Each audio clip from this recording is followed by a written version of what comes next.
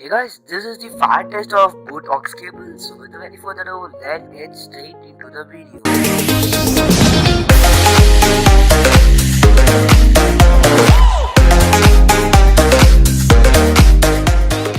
So guys, I have made a review video of it already. If you want to see, click on the I button and you can see that. So here comes our cable itself. Let me burn it as soon as possible.